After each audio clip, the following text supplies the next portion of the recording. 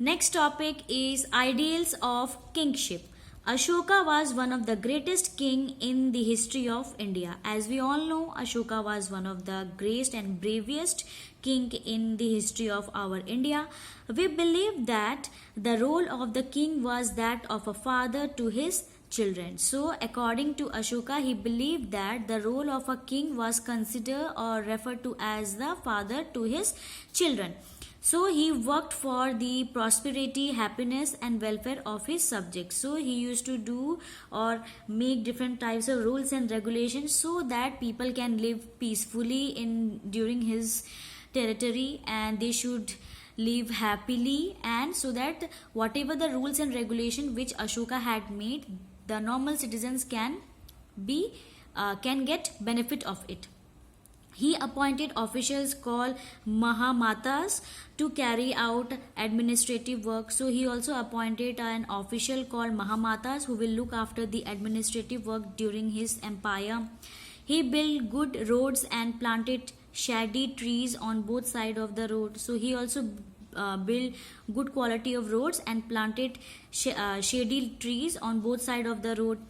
Wells were dug and rest houses were built for weary travelers. So different types of wells were dug in different region, and rest house or guest houses were built for the travelers. Health centers were built for people and animals. So even health centers were made for the people and the animals. Officials were sent on tours to find out and solve the problems of the people. So different types of officials were appointed who will go to in the villages or in his empire, and they will find out if there is any problem, and if there is any problem, they will solve the problem of the local citizen. This is the welfare project of the Ashokan ideas of kingship. First of all, health centers built for people and animals.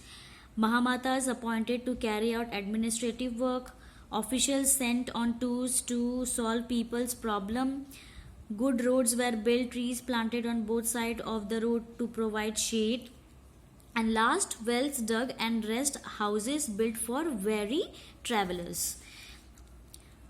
Ashoka occupies a unique place in the history of human civilization. He was the first monarch in the ancient world to renounce war after a victory and proclaim peace and non-violence. So he is considered as one of the first monarch or the first king who regret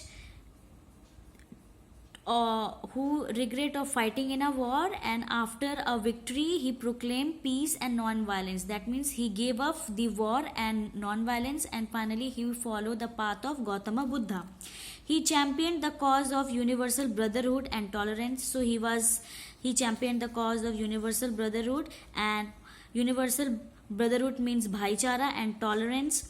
In the words of historian H.G. Wells, admits the tens of thousands of names of monarchs that crowd the columns of history. The name of Ashoka shines and shines almost alone a star.